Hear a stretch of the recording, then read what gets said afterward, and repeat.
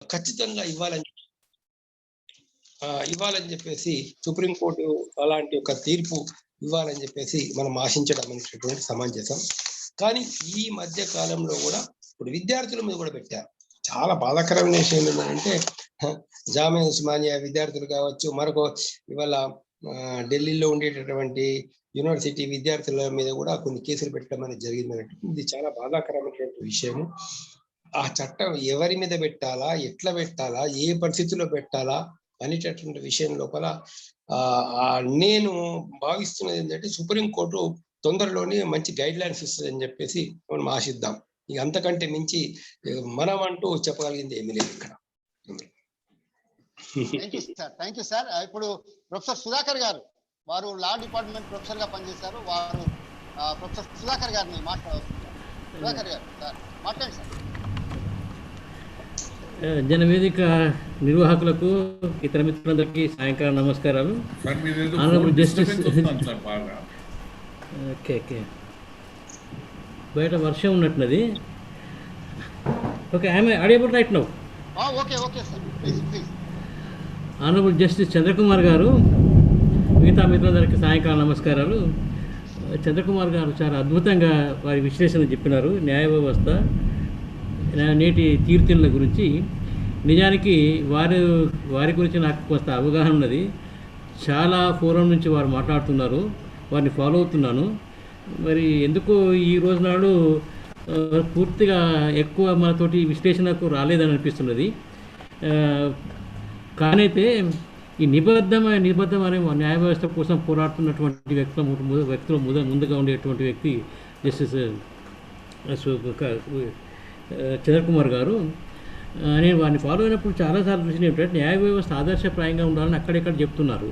నిజమే, ఇది కేవలం వారు న్యాయవాదుల గురించే మాట్లాడినారు, కానీ ఎక్కువగా న్యాయమూర్తులతో కూడా ఎక్కువ మాట్లాడాల్సిన అవసరం ఉండేది. న్యాయమూర్తులు కూడా ఇదే అన్వయిస్తుంది. తర్వాత ఇంకెక్కడ మరో దిక్కు ఎక్కడో నేను కోర్టులో అతిజోక్యం అవసరం లేదన్నట్టు చంద్రకుమార్ గారు మాట్లాడినట్టున్నారు. ఈ రోజు నాడు వాస్తవంగా మనం చూస్తున్నాం, ప్రభుత్వాలకు ఉన్నటువంటి ఈ సోకాల్డ్ బ్రూట్ మెజారిటీ వల్ల వాళ్ళు ప్రభుత్వాధినేతలకు రాజ్యాంగం అంటూ ఒకటి ఉన్నది, రాజ్యాంగబద్ధమైన ప్రభుత్వాలు నడవాల్సిన అవసరం ఉన్నది అనే విషయాన్ని పూర్తిగా డెలిబరేట్గా మర్చిపోయి అధికార వినియోగం చేసుకున్నటువంటి క్రమం ఇటు రాష్ట్ర ప్రభుత్వాలు, కేంద్ర ప్రభుత్వం ఉన్నది. కాబట్టి ఇట్లాంటప్పుడు కోర్టులు జోక్యం చేసుకోకుండా వారు జడ్జి గారు అన్నట్టు జడ్జిమేడ్ లాస్ అనేది ప్రతిసారి నడవకపోవచ్చు, కానీ ఇప్పుడున్న పరిస్థితుల జడ్జిమేడ్ లా కనుక లేకపోయినట్టయితే లేదా కోర్టుల జోక్యం లేకపోయినట్టయితే ఈ దేశంలో ఉండే ప్రజల యొక్క ప్రాథమిక హక్కులకు ఖచ్చితంగా భంగం జరిగే అవకాశం ఉన్నదని నేను బలంగా నమ్ముతున్నాను. ఇది చాలా విషయాలు మనం చూస్తున్నాం. కేవలం మెజారిటీ ఉన్నదనే కారణం చూపెట్టి ప్రజాభిప్రాయానికి వ్యతిరేకంగా కేంద్ర రాష్ట్ర ప్రభుత్వాలు తీసుకునేటువంటి నిర్ణయాలు ప్రజా వ్యతిరేకంగా, ప్రజాకట్టకంగా మారుతున్నది నేను బాగా విశ్వసిస్తున్న వ్యక్తిని. తర్వాత చంద్రకుమార్ గారు ఈ 124A గురించి మాట్లాడినారు. నిజానికి మరొక్కసారి సుప్రీంకోర్టు, ఈ దేశ అత్యున్నత న్యాయస్థానం కేదార్నాథ్ సింగ్ కేసును కనుక మరీ తీసుకొచ్చి ఇదే ఫిక్స్డ్ కేసు, ఇటువంటి తర్వాత కూడా ఇది ప్రెసిడెంట్ ఇదే అవుతుంది. భవిష్యత్తులో కేదార్నాథ్ను కనుక ఫాలో అయినట్టయితే ఈ రాజద్రోహం అనే కేసు ఉండకపోవచ్చు. ప్రభుత్వ ద్రోహం కాదు, అది రాజద్రోహం. నిజానికి ఈ రాజద్రోహం కేసును అనే ఈ ప్రావిజన్ పెట్టినటువంటి ఇంగ్లాండ్ లోపల ఆ చట్టం ఆ ప్రావిజన్ తీసేసినారు.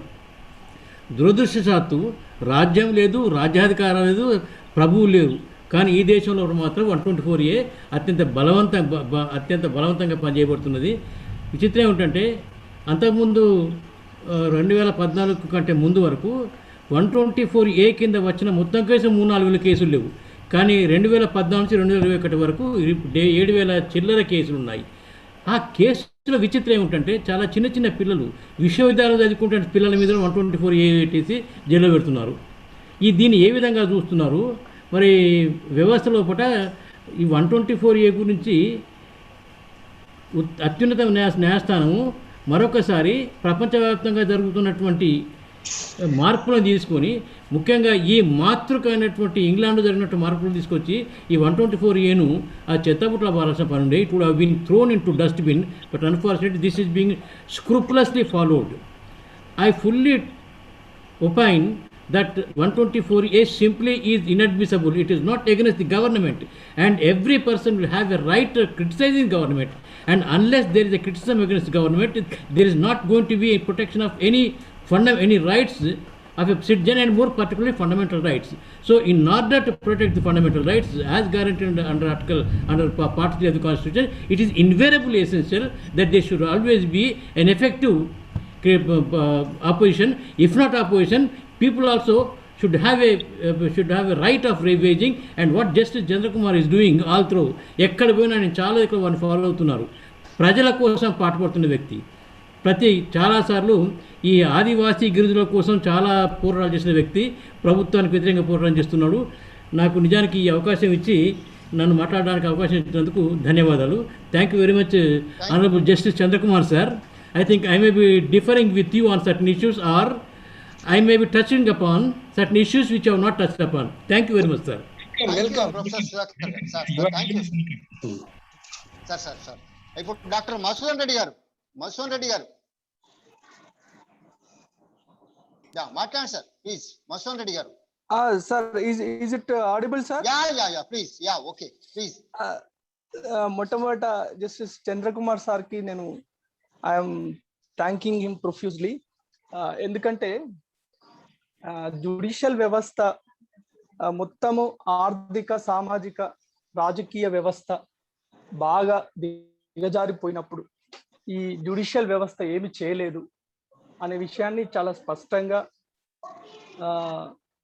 సారు చాలా ఆవేదనతోని, ఎందుకంటే ఆయన ప్రాక్టికల్ గా సారు చాలా తిరగడం జరిగింది, ప్రాక్టికల్ గా చూసింది కాబట్టి సారు థియరీని అంత పక్కన పెట్టి చాలా వాస్తవాన్ని చాలా ధైర్యంగా కుండబద్దలు కొట్టినట్టు చెప్పినందుకు చాలా కృతజ్ఞతలు సార్ మీకు.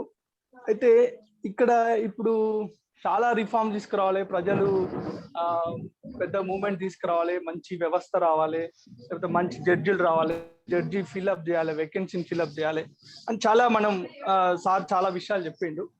అయితే నా అభిప్రాయం ఏంటంటే సార్, ఇప్పుడు ఉన్న 3 వ్యవస్థలు, పార్లమెంటు, ఎగ్జిక్యూటివ్ అండ్ జ్యుడిషియరీ, ఇక్కడ పెద్ద సమస్య ఏమొస్తుందంటే ఇప్పుడు మొత్తం పార్లమెంటరీ తరహా ప్రభుత్వం మాయమైపోయి ఒక అధ్యక్ష తరహా ప్రభుత్వం రూపాన్ని దాల్చబోతుంది మొత్తం రాజ్యాంగ వ్యవస్థ అంతా కూడా. మనకు ఆ పార్లమెంటరీ రాజ్యాంగ వ్యవస్థ ఎంత ఫండమెంటల్ అని రాజ్యాంగంలో ఉన్నప్పటికీ ఇప్పుడున్న ట్రెండ్స్ మనం చూసినట్లయితే కంప్లీట్ గా ఒక ప్రెసిడెన్షియల్ టైప్ ఆఫ్ గవర్నమెంట్ వైపు పయనిస్తుంది. ఇది ప్రధానంగా ఎందుకంటే ఒక లీడరు ఒక సంక్షేమ పథకాన్ని ప్రకటించి అతను సుప్రీం లీడర్గా ఎదుగుతున్నాడు, మంత్రులకు విలువ లేదు, అసలు లెజిస్లేచర్కి విలువ లేదు, అసలు వేకెన్సీలు ఎన్ని ఉన్నాయో సంబంధం లేదు. అంటే మొత్తంగా వ్యవస్థ అంతా కూడా ఈ executive is getting more and more powerful. So when Indira Gandhi imposed emergency, later on when Janata government came into power, it undone many provisions that could be misused in the constitution by 44th amendment. Similarly, now even though emergency is not declared, but emergency like situation is continuing in every part of the India. So this is because of the executive day by day is becoming too powerful. So what I would like to ask a question is that, is there any way we can amend the constitution so that executive is held responsible for keeping the vacancies so large, or for making unnecessary promises, and also misusing the religion, and also misusing the parliament, and misusing every institution in the country. Apart from how we wished the people should revolt, good people should come. Apart from that, can we make some amendments which could help the system to hold executive responsible for its all misdeeds? That is what I would like to ask you. Thank you. Thank you, Mashwan Reddy garu. Thank you. Gaddam Ramesh garu.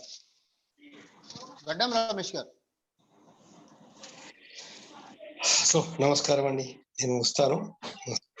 Sir మీరు sir I take leave.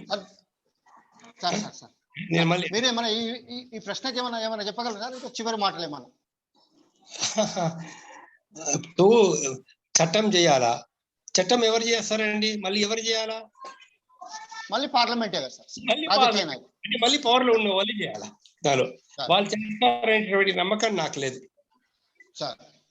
ఇప్పుడున్నటువంటి వ్యవస్థలో. ఇప్పుడు ఎవరైతే అధికారంలో ఉన్నారో ఆ వర్గ మనస్తత్వం ఉన్నటువంటి వాళ్ళు, ఆ వర్గ చైతన్యం ఉన్నటువంటి వాళ్ళు అందులో, లేదా వాళ్ళు ఏ వర్గాలకైతే ప్రాతినిధ్యం వహిస్తున్నారో వాళ్ళు తమ చేతిలో ఉన్నటువంటి ఇంకా తమ చేతిలో అధికారాన్ని కేంద్రీకృతం చేయాలని చూస్తున్నారు తప్పించి ఒక నియంతృత్వ వ్యవస్థ వైపు వెళ్ళాలని చెప్పేసి చూస్తున్నారు. కాబట్టి తమ భావజాలాన్ని మొత్తం అందరి మీద రుద్దాలని చెప్పేసి ప్రయత్నం చేస్తున్నారు. కాబట్టి ఈవెన్ రాష్ట్ర ప్రభుత్వాలు, కొన్ని రాష్ట్రాల్లో కొన్ని వేరే ప్రభుత్వాలు వచ్చినప్పటికీ కూడా ఆ ప్రభుత్వాలను కూడా ఏదో రకంగా గొంతు నురుమాలని చెప్పేసి ప్రయత్నిస్తున్నారు. కాబట్టి ఆ ప్రభుత్వాలను కూడా లొంగ తీసుకోవాలని చెప్పేసి ప్రయత్నిస్తున్నారు. కాబట్టి ఇవాళ కేంద్రంలో ఉన్న వాళ్ళు అటువంటి చట్టము చేస్తారు, లేకుంటే ఆ విధంగా పార్లమెంటు కానీ అమెండ్మెంట్స్ తీసుకొస్తారనేటువంటి నమ్మకం నాకు లేదండి.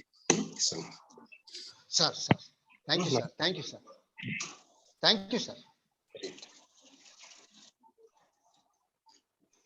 సార్ జీవన్ కుమార్ గారు మాట్లాడతారు సార్. ఒక్క నిమిషం, ఒక్క క్వశ్చన్ దయచేసి. I'm sorry, I'm taking your time. ఒక్క జీవన్ కుమార్ గారు మాట్లాడతారు సార్. నమస్కారం సార్. చంద్రకుమార్ గారు నాకు బాగా పరిచయం, కలిసి చాలా పాల్గొంటున్నాం. సార్ మీరు చాలా విషయాలు చెప్పారు. గ్రౌండ్ రియాలిటీస్ ఏంటి, ఏమవుతుంది వ్యవస్థలో ఉండే లొసుగులు, తర్వాత ఏమని చెప్పారు. నాకు 2-3 చిన్న ప్రశ్నలు సార్. ఒకటి, మీరు ఈ న్యాయమూర్తి విలువలకు సంబంధించిన విషయమా, వ్యక్తిగత విలువలకు సంబంధించిన విషయమా, లేక చట్టం అమలు చేసే పద్ధతిలో ఆయన ఫెయిల్ అవుతున్నాడా? అదొకటి. ప్రభుత్వ పాలన అకౌంటబిలిటీ లేకపోవడంతో చెప్పండి చెప్పండి. సార్ వెళ్ళిపోయారు సార్. Okay right. అయితే మీరు మాట్లాడండి సార్. అయినా కూడా మీరు మాట్లాడండి గారికి. అంటే డ్యూ రెస్పెక్ట్ సార్, ఇంతకి విలువలున్న నెక్స్ట్ జడ్జెస్ లేరు అని అంటున్నారు తప్ప, విలువలతో పాటుగా ఈ జడ్జిల ముందు ఒక రూల్ బుక్ ఉంటుంది.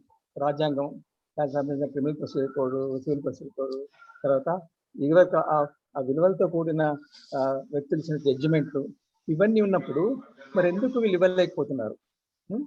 అట్లాగే ప్రభుత్వ పాలనలో అకౌంటబిలిటీ లేదు అనేది సార్ చెప్తుంది. ఇవన్నిటి కూడా మొత్తానికి కూడా సార్ చెప్తుంది. ఈ అసమాన సమాజంలో అకౌంటబిలిటీ లేకపోవడం వల్ల ప్రజలకి ఎటువంటి ఫలాలు అందడం లేదు. తర్వాత నేను ముఖ్యంగా మామూలు కోర్టు కాకుండా సుప్రీంకోర్టు గురించి మాట్లాడుతున్నా. ఇప్పుడున్న పరిస్థితిలో ప్రజాస్వామ్య మనుగడకు ఒక స్వతంత్ర న్యాయ వ్యవస్థ తప్పనిసరి, మొదటి నుంచి మనకు తెలుస్తుంది. అయితే దేశ రాజకీయాల్లో పైచేయి సాధించి ఫాసిస్టు హిందుత్వ శక్తులు రాజ్యాంగ విలువలను, వ్యవస్థలను, సామాజిక జీవితాన్ని విధ్వంసం చేసుకుంటూ పోతున్నాయి. ఆ శక్తులు రాజ్యాంగం పైన దాడికి దిగుతుంటే న్యాయ వ్యవస్థ స్వతంత్రత కూడా పూర్తిగా భంగం కలుస్తుంటే ఎందుకు వాటిని అడ్డుపడడానికి న్యాయ వ్యవస్థ ప్రయత్నించలేదు? అంతేకాకుండా పూర్తిగా లొంగిపోతుంది. లొంగిపోయి తర్వాత ఒక రకమైన అప్రజాస్వామిక తీర్పులు ప్రకటిస్తుంది. కొన్ని పాయింట్స్ అంటే నేను సుప్రీంకోర్టు చెప్తే దాంట్లో ఇప్పుడు బాబ్రీ మసీద్ విషయంలో ఇచ్చిన జడ్జిమెంట్ దాంట్లో ఏమంటాడు? బాబ్రీ మసీద్లో ఫ్యాక్ట్స్ పోకుండా, జడ్జి కానీ తీర్పు కానీ ఫ్యాక్ట్స్ అండ్ ఫిగర్స్ పోకుండా ప్రజల ఫీలింగ్స్ ఆఫ్ ది పీపుల్ అనే పదాన్ని వాడింది. ప్రజల అభిప్రాయాన్ని నేను గౌరవిస్తున్నాను. ప్రజల అభిప్రాయాలు కాదు, కానీ ఒక రూల్ బుక్ ఉంది, ఆ రూల్ బుక్ ఉంది, ఇక్కడ పుస్తకం ఉంది, ఇక్కడ ఫ్యాక్ట్స్ ఉంది, దాని ప్రకారం తీర్పు చెప్పాలి. కానీ ప్రజల విశ్వాసాన్ని నేను భంగం కలపలేదు. సుప్రీంకోర్టు చెప్పిన విషయం ఇదంతా. అట్లాగే ఎస్సీ ఎస్టీ చట్టం చాలా రిలాక్స్ చేస్తున్నారు. 70 లక్షల కశ్మీర్లో ఆందోళన విషయంలో ఏమీ మాట్లాడలేదు. కశ్మీర్లో హెబియస్ కార్పస్ వేయడానికి వీలేదు, హైకోర్టులో హెబియస్ కార్పస్ వేయడానికి వీలేదు, హైకోర్టు మాట్లాడలేదు. కొన్ని వందల మంది అడ్వకేట్స్ ని జైల్లో పెట్టినప్పుడు అడ్వకేట్స్ అందరూ సుప్రీంకోర్టుకు రాస్తున్నారు, ఆయన సుప్రీంకోర్టు ఒక్క మాట మాట్లాడలేదు. కోర్టులు ఫంక్షన్ కానివ్వండి, ఒక ఈ ఇంటర్నెట్ విషయంలో మాట్లాడేది తప్ప ఏమీ లేదు. అంటే ఇటువంటి పరిస్థితుల్లో అట్లాగే రాజ్యాంగ విరుద్ధమైన విలువలు అంటే రాష్ట్రపతి ఇచ్చిన ఆదేశాలు దాదాపు 15 పిటిషన్ సుప్రీంకోర్టు ముందున్నాయి. ఆయన ఇచ్చిన ఆదేశాలు presidential orders 15 were question by people and petitions are pending. ఇప్పటికీ అది ఏమి దాని గురించి ఏమీ మాట్లాడలేదు. ఇవన్నీ ఏమి మాట్లాడకుండా సరే మనం మామూలు కోర్టు ఇవన్నీ సుప్రీంకోర్టు ఎట్లా ఉంటే మరి వ్యవస్థ ఎట్లా ఉంటుంది. అందుకని నేననేది విలువలకు సంబంధించింది కాదు, విలువల పతనం అవుతుంటాయి. కానీ విలువల పతనం అయినప్పటికీ కూడా ఈ జడ్జెస్ హైయెస్ట్ పొజిషన్లో ఉన్న జడ్జెస్ కూడా, సుప్రీంకోర్టులో ఉండే జడ్జెస్ కూడా వాళ్ళు పూర్తిగా వాళ్ళ సొంత లాభం కోసమే సార్ చెప్పినట్టుగా పదవిని ఆశిస్తున్నారు. ఇదివరకు లేదు. అది విలువల పతనం అసలు తీర్పు మీద అసలు దాని ప్రభావం ఉండకూడదు. కానీ దీన్ని సరిచేయడానికి ఏం చేయాలి మనం, అది పెద్ద చర్చ, చాలా పెద్ద చర్చ ఉంటుంది, థియరిటికల్ చర్చ. సార్ చెప్పినట్టుగా ప్రజా ఉద్యమాలు రావాలా. ప్రజలు ఢిల్లీలో ఉద్యమం చేస్తున్నారు, పట్టించుకోవడం లేదు ఎవరు. దాదాపు 9 నెలలుగా కూర్చున్నారు. ఇప్పుడు 170 మంది చనిపోయినారు అక్కడ రైతులు. ఏమీ లేదు. ఈ పరిస్థితిలో అసలు చాలా తీవ్రమైన మానసిక సంక్షోభం, అట్లాగే తీవ్రమైన డిప్రెషన్లోకి పోతున్నాం. ఏం చేయాల్సి అవసరం లేదు. కోర్టులు పూర్తి పరిష్కారం కాదు నాకు కూడా తెలుసు. అయినప్పటికీ కనీసం కోర్టులు ఒక మనిషి యొక్క ఫండమెంటల్ రైట్ను కాపాడడానికి ముందుకు రాకుంటే కోర్టుల వల్ల ఏం ప్రయోజనం లేదు. Thank you sir. Jeevan Kumar sir, thank you sir. ఇప్పుడు అంజన్రావు గారు, డాక్టర్ అంజన్రావు గారు. నమస్కారం అండి. జస్టిస్ చంద్రకుమార్ గారికి నమస్కారం, ఇతర మిత్రులందరికీ నమస్కారం. ఈరోజు న్యాయ వ్యవస్థ అన్నది ప్రజలకి, సామాన్య మానవునికి అందుబాటులో లేదు అన్న విషయాన్ని చంద్రకుమార్ గారు చెప్పారు. దాని మీద వాళ్ళు చేయాల్సింది కూడా చేయట్లేదు. ఉన్న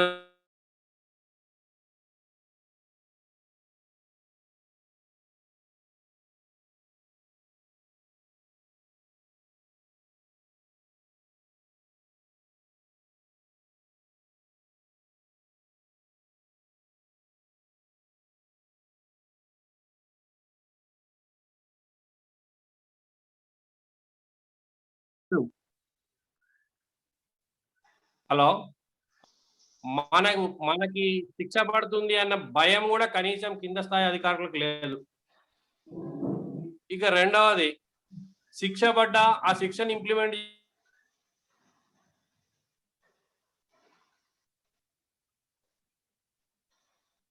అంజన్రావు సార్, మీ వాయిస్ పోయింది సార్.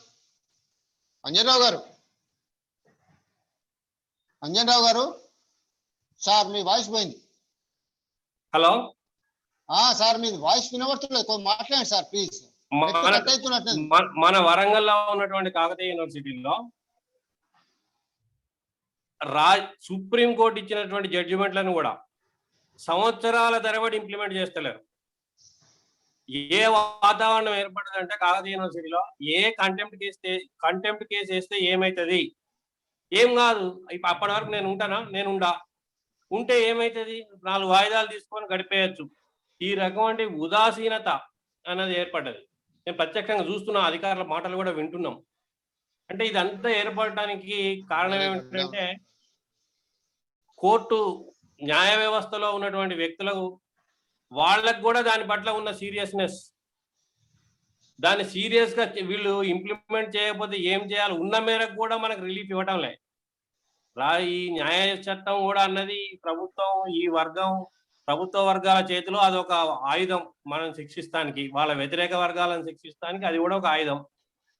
మనకున్న రిలీఫ్ మేరకు కూడా అది పనిచేయటం లేదు. ఎందుకంటే ఇంతకుముందు జీవన్ కుమార్ సార్ చెప్పిండ్రు, చంద్రకుమార్ సార్ కూడా చెప్పిండ్రు, రిటైర్ అయిన తర్వాత జడ్జిలు ఏదో ఒక పదవులను ఆశిస్తున్నారు. వాళ్ళకి మళ్ళీ ఆ పదవులు ఇవ్వాల్సింది ఎవరే అంటే అక్కడ లెజిస్లేచర్ సిస్టంలో ఉన్నటువంటి అధికార పార్టీ ఇవ్వాలి. కాబట్టి అధికార పార్టీకి అనుకూలంగా ఉంటే మనకు తర్వాత మన వ్యక్తిగత ప్రయోజనాలు నెరవేరుతాయి కదా. ప్రజలు ఎక్కడికి పోతే ఏమిటి, దేశం ఎక్కడికి పోతే ఏమిటి అని ఇప్పుడు ఈ రోజు మనకు రాజ్యాంగంలోనే ఉన్న రిలీఫ్ అన్నది ఈ పెట్టుబడిదారు వర్గాల చేతుల్లోపట మాత్రమే ఉన్నది. పెట్టుబడిదారు వర్గం మనకి ఇవ్వాలనుకుంటే ఇస్తుంది, ఇవ్వద్దు అనుకుంటే ఇవ్వదు. కాబట్టి చంద్రకుమార్ సార్ చెప్పినట్టు ప్రజా చైతన్యం పెరిగి ఈ వర్గాలని మనం ఎదుర్కోకుంటే తప్ప న్యాయ వ్యవస్థలో కూడా పూర్తి న్యాయం ఎక్స్పెక్ట్ చేయలేమనే నాకు కూడా అనిపించింది. ఉన్న మేరకు రిలీఫ్ కూడా రావట్లే. జీవన్ కుమార్ సార్ ఇంకా చెప్పిన దానికంటే చాలా కేసులు చూసుంటారు సార్ అయితే ప్రత్యక్షంగా ఏ రకంగా దుర్వినియోగం. ఇప్పుడు 124A ఉన్నదండి, 124A దుర్వినియోగం చేస్తున్నారు. 124A ఏ సందర్భాల్లో పెట్టాలి అనడానికి ఆ కేదార్నాథ్ సింగ్ కేసులో పూర్తిగా గైడ్ లైన్స్ ఉన్నాయి, 1962లోనే వచ్చినాయి. కానీ వాటిని ఫాలో కాకుండా ఇన్ని కేసులు పెట్టింది, ఇన్ని వందల కేసులు పెట్టింది. ఈ కేసు పెట్టినటువంటి అధికారి సుప్రీంకోర్టు జడ్జిమెంట్ను ఉల్లంఘించినట్టే కదా. ఈ కేసు మీద FIR చేసినటువంటి అధికారి సుప్రీంకోర్టు జడ్జిమెంట్ను ఉల్లంఘించినట్టే కదా. కాబట్టి మనం ఉల్టా అధికారి మీద ఎందుకు కేసు పెట్టడంలే? ఆ అధికారి మీద నువ్వు ఈ సుప్రీంకోర్టు ఈ కేసులో ఈ రకంగా ఉల్లంఘించి నువ్వు ఈ FIR చేసినావు కాబట్టి నువ్వు కూడా నేరానికి పాల్పడ్డావు. ఈ క్రిమినల్ IPCలో దానికి కూడా నేరాలు ఉన్నాయి, చట్టాన్ని ఉల్లంఘించి చేసిన పనులకి. దాని మీద మనం కూడా వాళ్ళ మీద ఉల్టా కేసులు పెట్టు అంటే మనకు పూర్తిగా మన చేతిలో ఉన్నదని కాదు, ఉన్న మేరకు ఈ చట్టాలను దుర్వినియోగం చేసినటువంటి అధికారుల మీద కూడా మనం కేసులు పెట్టాలి, ఉల్టా ప్రైవేట్ కేసులు. ఆ ఉల్టా ప్రైవేట్ కేసులు పెట్టాలంటే దానికి ఒక పెద్ద వ్యవస్థ కావాలి. మళ్ళా కోర్టులలో వాదించే అడ్వకేట్ లేరు, మనకి జిల్లా కోర్టులో చేసే అడ్వకేట్లే లేరు మనలాంటి వాళ్ళకి. ఎవరికి పోయినా ఫీజులు ఇచ్చుకోలేం, ఖర్చులు ఇచ్చుకోలేం. ఈ రకమైన పరిస్థితిలో ఉన్నదానికి చంద్రకుమార్ సార్ చెప్పినట్టు దీనికి ఒక ప్రజా ఉద్యమం వస్తే తప్ప మనం పూర్తి స్థాయిలో బయటపడలేం. అట్లనే అప్పటిదాకా వెయిట్ చేయటం కాదు, మనకు ఇప్పుడు ఈ మేరకు మన చేతిలో ఎంత ఉన్నదో. థ్యాంక్ యూ డాక్టర్ అంజనరావు గారు. తర్వాత అఖ్తర్ హుస్సేన్ గారు, ప్లీజ్ మీరు అన్మ్యూట్ చేసుకోండి సార్, అన్మ్యూట్ యువర్ సెల్ఫ్. తర్వాత మీకు ఇస్తాను సార్ ప్రొఫెసర్ సుధాకర్ గారు. ఫస్ట్ అఖ్తర్ హుస్సేన్ గారు, తర్వాత గడ్డం రమేష్ గారిని కూడా అన్మ్యూట్ చేసుకోవాల్సిందిగా వారిని కోరుచున్నా. అఖ్తర్ హుస్సేన్ గారు please sir.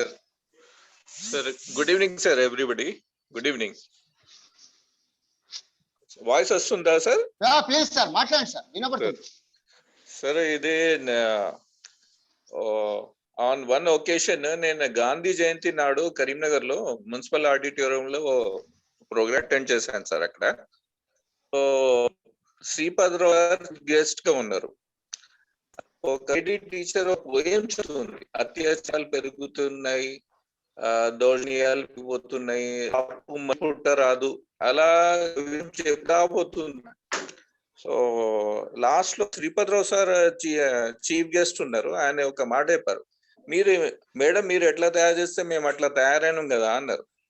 మతలబ్ the thing is education system లో పబ్లిక్ లో అవేర్నెస్ వస్తే, పబ్లిక్ ని అవేర్నెస్ వస్తే they can handle it properly. ఇవాళ జ్యుడిషియరీ సిస్టమ్ ఒక కోర్టులో వెళ్తే the people can't afford the fees of the అది advocate fees, they can't bear no, they can't afford. ఒక supreme court judgments they are in lakhs of rupees. So అది పాత. And the T N Seshan election commissioner ఉండే ఒక పుస్తకం రాశారు, అటు less dependent on state, less corruption అన్నట్టు. సో ద పబ్లిక్ లో అవేర్నెస్ వస్తే ఎన్ని కేసులు ఉన్నాయి సార్, ప్రాబ్లమ్స్ లో మంది పోతున్నారు, the people use to go. So if the public లో అవేర్నెస్ పెంచితే ఇలాంటి కోర్ట్ కేసులు, there is no justice at all in the courts. And అది విలేజెస్ లో చెట్టు కింద పంచాయతీలు పెడతారు, వాళ్ళు మంచిగా చెప్తారు, ఇంకా న్యాయం వాళ్ళు they can do better way. అక్కడ కూడా కమిషన్స్ ఉన్నాయి, కానీ 1 or 2 సిట్టింగ్స్ 3 సిట్టింగ్స్ లో అక్కడ ఏమైనా అయిపోతుంది అది మంచిగా. అండ్ ద కేరళ ఉంది లెస్ కరప్షన్ సిటీ, అది పెద్దరాయుడు సినిమా ఉంది, రజనీకాంత్ ఊర్లోనే మంచిగా న్యాయం చేస్తాడు. సో అలాంటి పబ్లిక్ లో అవేర్నెస్ వస్తే బెటర్, ఇన్స్టెడ్ ఆఫ్ గోయింగ్ ఈ వైట్ కాలర్డ్ పబ్లిక్ దగ్గర పోయి మనం డబ్బులు పెట్టడం కన్నా. Thank you very much sir. Thank you sir. Haribhushan గారు హరిభూషణ్ గారు అన్మ్యూట్ చేసుకోండి. హరిభూషణ్ గారు. తెలంగాణ జనవేదిక సభ్యులందరికీ గుడ్ ఈవినింగ్ అండి. చంద్రశేఖర్ సార్ చెప్పినంత కోర్టులు ఏం చేస్తున్నాయి, కోర్టుల వల్ల ఏం జరుగుతుంది, కోర్టులను ఎంతవరకు నమ్మచ్చు అనే విషయాన్ని సార్ చెప్పిండు. ఇది చాలా మంది మేధావులు ఎప్పుడో చెప్పుడు కోర్టులన్నీ కూడా ఉన్నోళ్ళకి చుట్టాలే అని చెప్పేసి, అది రోజు రోజుకు తన నిజ స్వరూపాన్ని బట్టలు చింపుకొని బయటకు వస్తూ తేలుతున్నది. ఇప్పుడు ఎవరు ఒప్పుకున్నా ఒప్పుకోకున్నా అందరికి అనుభవంలో వచ్చింది, అందరం చూస్తున్న విషయమే. న్యాయం కావాలంటే కొనుక్కోవాల్సిందే. మన దగ్గర ఇంకో గొప్ప విషయం ఏంటంటే, ఫలానా లాయర్ ఇన్ని నిమిషాలకి ఇన్ని కోట్లు తీసుకుంటాడు, ఇన్ని లక్షలు తీసుకుంటాడు, చాలా గొప్పగా చెప్పుకుంటుంటాం మనం. అంటే న్యాయం కొనుక్కోవాలంటే లక్షలు కోట్లు ఉన్నోడికే సాధ్యమవుతుంది తప్ప సామాన్యులకు కాదు. దానికి సార్ 2 విషయాలు చెప్పారు. ఒకటి, కోర్టులలో కేసులు పెండింగ్లు ఉన్నాయి కాబట్టి కోర్టులను పెంచాలి, న్యాయవాదులను పెంచాలి, న్యాయమూర్తులను పెంచాలి, దానికి కావాల్సిన ఆర్థిక వనరుల్ని పెంచాలి అనేది. రెండో అంశం ఏమో ప్రజాస్వామిక ఉద్యమాల్ని పెంపొందించాలి అనేది. సరే, మొదటి అంశానికి వస్తే, ఇప్పుడు మనం ఉన్న కోట్లలోనే న్యాయం జరగలేనప్పుడు ఇంకా 100 కోట్లు పెంచుకున్నా 1000 కోట్లు పెంచుకున్నా కూడా గిద్దే న్యాయం జరుగుతుంది, దాని చుట్టూ తిరగడమే అవుతుంది. మామూలు సామాన్యమైన వ్యక్తులు ఈ కోర్టు నుంచి ఆ కోర్టుకి, ఆ కోర్టు నుంచి హైకోర్టుకి, హైకోర్టు నుంచి సుప్రీంకోర్టుకి పోలేరు, డబ్బులు పెట్టుకోలేరు. కాబట్టి ఎవడైతే డబ్బులు పెట్టుకుంటాడో వాడికే న్యాయం జరుగుతుంది, ఎవడైతే లంగతనం చేస్తాడో వాడే గెలుస్తాడు. దీంట్లో అయితే ఇంకా ప్రత్యేకంగా చెప్పాల్సిన అవసరం లేదు. కాబట్టి నిజంగానే ప్రజలకు న్యాయం జరగాలి అంటే కోర్టులకు స్వతంత్రత ఉండాలి. చట్టాలు చేస్తే తప్ప వీళ్ళు ఇంప్లిమెంట్ చేయలేదు, వాళ్ళ చేతులు ఏం లేదు. కాబట్టి పార్లమెంట్లకు ఎవరు పోతుర్రు? దొంగలు, లంగలు, లఫంగలు, ఫ్రాడిస్టులు అంతా కూడా పార్లమెంట్లో ఎక్కువ మంది అవుతారు. కాబట్టి వాళ్ళకు అనుకూలమైన చట్టాలను వాళ్ళు చేస్తారనేది వాస్తవం. కాబట్టి అట్లాంటివి జరగద్దు అని చెప్పేసి అంటే నిజంగానే సార్ చెప్పిన రెండో అంశం ఏదైతే ఉందో, అది ప్రధానమైన అంశం ఏదైతే ఉందో, ప్రజాస్వామిక ఉద్యమాల్ని పెంపొందించకుండా, ప్రజాస్వామిక ఆలోచనని, ప్రోగ్రెసివ్ ఆలోచనని ప్రజల్లో పెంపొందించి ఆ వైపు నుంచి చైతన్యం తీసుకురాకుండా మనం ఎన్ని విషయాలు చెప్పుకున్నా, ఎన్ని మాట్లాడుకున్నా, ఎన్ని కోట్లు పెంచుకున్నా, ఎంతమంది జడ్జిల్ని పెట్టుకున్నా కూడా మనం ఏం చేయలేము. ఎందుకంటే ఇప్పటిదాకా చాలా మంది మాట్లాడిన మన వక్తలంతా చెప్పారు. ఆర్టికల్ 370 జడ్జిమెంట్ ఇచ్చిన ఆయన జడ్జు రిటైర్డ్ అయిన తర్వాత ఏమైండు, లేకపోతే త్రిబుల్ తలాకు జడ్జిమెంట్ ఇచ్చిన ఆయన తర్వాత ఏమైండు, బాబ్రీ మసీద్ జడ్జిమెంట్ ఇచ్చిన ఆయన తర్వాత వాళ్ళు ఎట్లాంటి పదవులు పొందుతున్నారు. కాబట్టి వాళ్ళంతా ఈ సొసైటీ నుంచి పోయిన వాళ్ళే. కాబట్టి వాళ్ళకి అట్లాంటి కోరికలు ఉండొద్దు అని చెప్పేసి చెప్పలేము. కాబట్టి ప్రజాస్వామిక ఉద్యమాలు ఎప్పుడైతే సమాజంలో చాలా బలంగా జరిగినాయో, ఆ రోజులు మనం కొన్ని జడ్జిమెంట్లను మనం ఆలోచించిన ఉన్న కోర్టులలో ఉన్న జడ్జిలు కానీ, లేకపోతే ప్రజాస్వామికంగా ఆలోచించే అడ్వకేట్స్ కానీ కొంచెం ధైర్యంగా వాళ్ళు సరిగ్గా తీర్పులు ఇవ్వగలిగారు. కాబట్టి బయట మూమెంట్ సరిగా లేనప్పుడు వాళ్ళు కూడా అక్కడ నోర్లు నొక్కివేయబడతాయి. కాబట్టి న్యాయం సరిగా జరగాలి, ప్రజలందరికీ జరగాలి అని చెప్పేసి అని అనుకుంటే తప్పనిసరిగా ప్రజాస్వామిక ఉద్యమాన్ని పెంపొందించడము అనేది, అది విద్యా వ్యవస్థ కాడ నుంచి కూడా స్ట్రైట్ కావాలి. ఇప్పుడు ఎల్కేజీ చదువుతుంది, ఎల్కేజీ కావాలంటే 50,000 1,00,000 రూపాయలు మనం ఫీజులు కడుతున్నాం. పిల్లలకి ఏం ఆలోచన అవుతుంది, మొదలవుతుంది ఫస్ట్ నుంచి. ఒక కరప్షన్ అనే దాన్ని మన విద్యా స్టార్ట్ కాడ నుంచే పెంచి పోషిస్తున్నాం. రేపు ఇంత ఖర్చు పెట్టినందుకు వీని ఆలోచన ఉంటుంది, రేపు తర్వాత నేను సంపాదించాలి. కాబట్టి వాడు నిజాయితీ పరుడు కావాలని కోరుకోవడం అంటే మనం ఏదో చెట్టు పెట్టి ఏదో కాయ కావాలని చెప్పేసి ఆశించడం తప్ప ఇంకొకటి అయితే కాదు. కాబట్టి ప్రజాస్వామిక ఉద్యమాల్ని, నిజమైన ప్రజాస్వామ్యవాదులంతా కూడా బయటకు రావాల్సిన అవసరం ఉంది. వాళ్ళంతా గొంతు పెంచాల్సిన అవసరం ఉంది. వాళ్ళంతా కార్యాచరణలకు దిగాల్సిన అవసరం ఉంది. ఆ ఉద్యమాన్ని పెంచినప్పుడే న్యాయం జరుగుతుంది. ఇంకో విషయం అయితే దాంట్లో ఈ కోట్లు పెంచడము, కోట్లలో వడ్డీలు పెంచడం అయితే పరిష్కారం కాదు అనేది నా బలమైన అభిప్రాయం. అటువైపుగా అందరూ ఆలోచించాలని చెప్పేసి కూడా ఆశిస్తున్నాం. థ్యాంక్ యూ హరిభూషణ్ గారు. Thank you sir. గడ్డం రమేష్ గారు సార్ అన్మ్యూట్ చేసుకోండి సార్. సార్ మాట్లాడండి. గడ్డం రమేష్ గారు.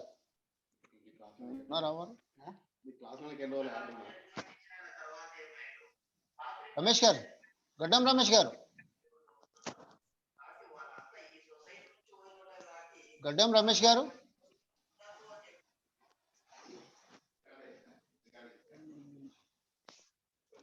సార్ గడ్డం రమేష్ గారు, థ్యాంక్ యూ సార్. ఇప్పుడు ప్రొఫెసర్ సంజీవ్ రెడ్డి గారు. సార్ సుధాకర్ గారు మీరు ఏమంటారు సార్? ప్రొఫెసర్ సుధాకర్ గారు మీరు ఏదో కంటిన్యూషన్ చేస్తా అని చెప్పారు. Professor Sudhakar sir. Thank you very much. I was actually in some other meeting. Okay, thank you. ఈ రోజు మనం చేసే డిస్కషన్ మొత్తం మీద అటు ఇటు పోయి న్యాయ వ్యవస్థకు దగ్గర ఆగింది కాబట్టి independence of judiciary is the moot question that actually requires lot of attention. And since many of the participants are not from legal fraternity, so therefore I would like to add one thing, that the Supreme Court is the protector of Constitution, and once the Constitution is protected, the citizens' rights are protected. So therefore that is how independence of judiciary was visualized, and a moot question which is being discussed all through right from the day one of inauguration of this Constitution till date. Independence of judiciary has become a disturbed question. Many scholars opine that unfortunately Indian judiciary is not independent but dependent or looking at the chief executive of the union government. This of course is a partly correct, maybe more than 50% correct as well. It is because I'll cite you an example of Ranjan Gogoi. He after giving a judgment in favor of the government, and after he laying down his office, almost immediately after his laying down of office, he has been drawn back to the parliament, the upper house, by through a nomination process.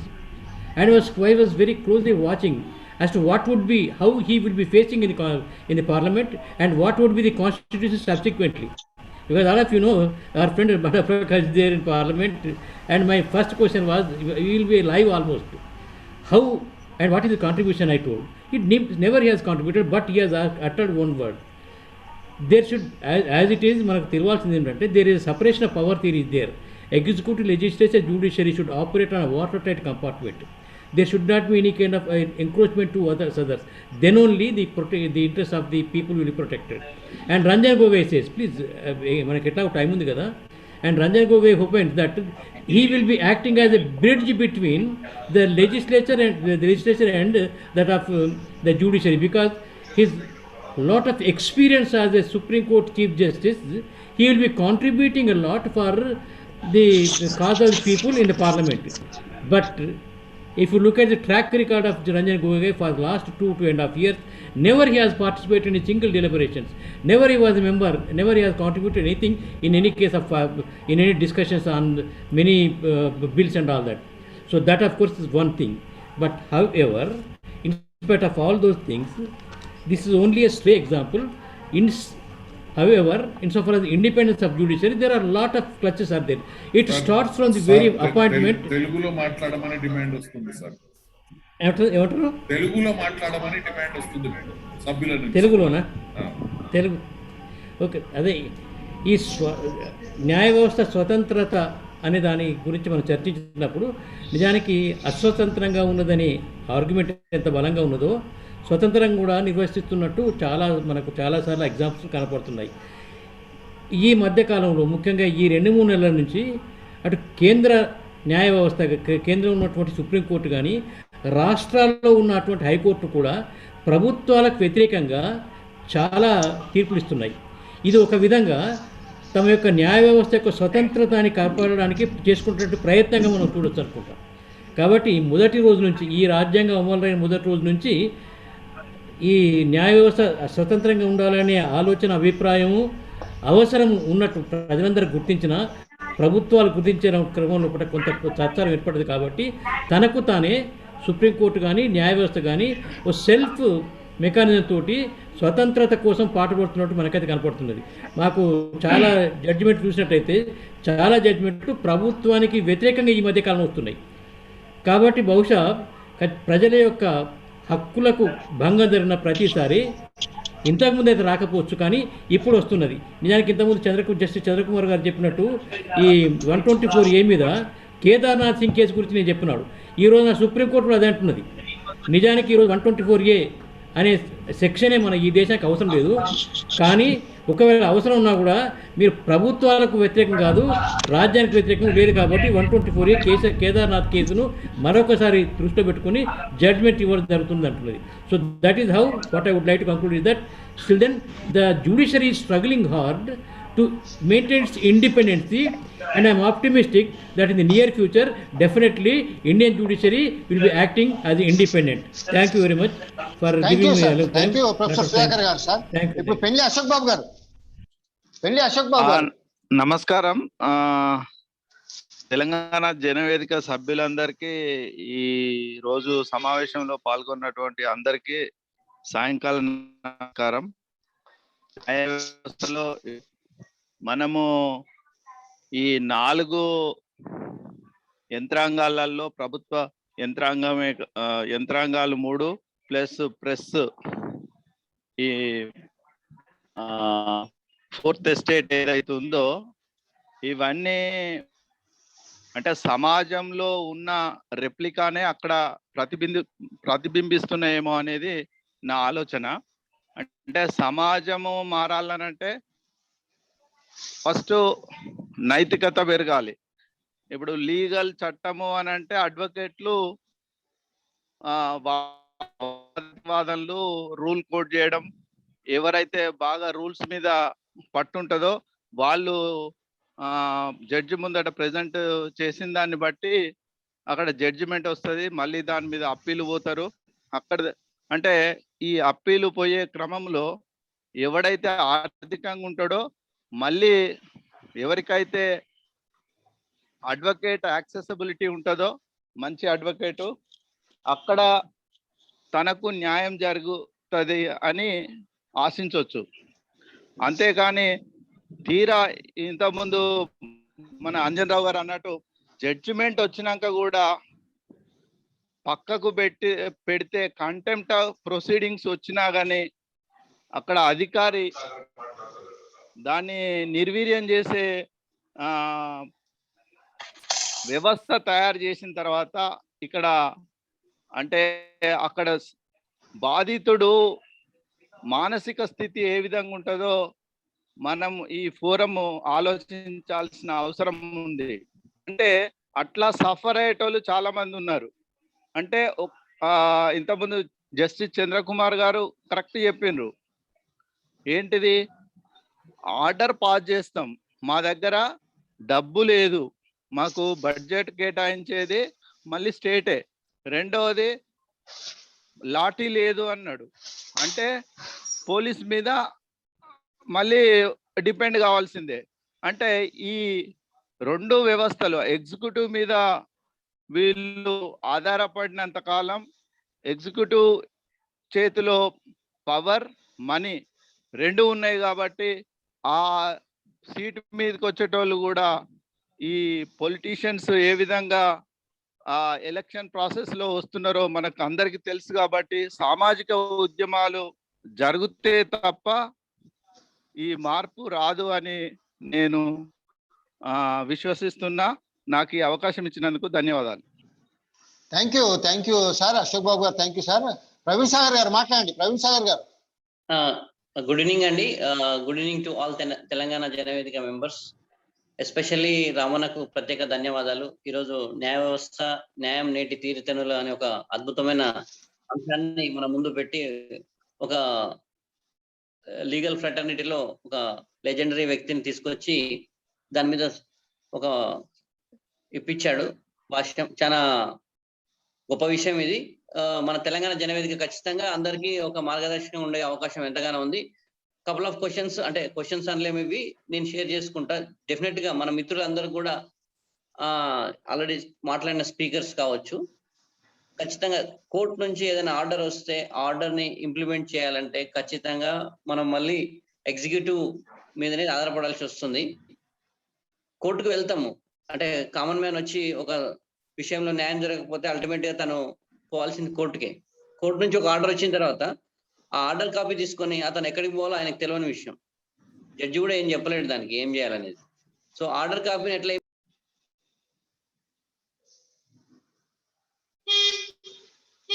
Praveen Sagar గారు మీరు mute లోకి వెళ్ళిపోయారు. ప్రవీణ్ సాగర్ గారు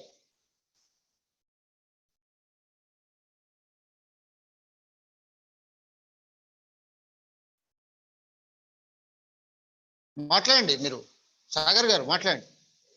mute లో ఉన్నారు మీరు. మళ్ళీ ఇప్పుడు మీటర్ మనం చేయాలా? Okay, 1 minute.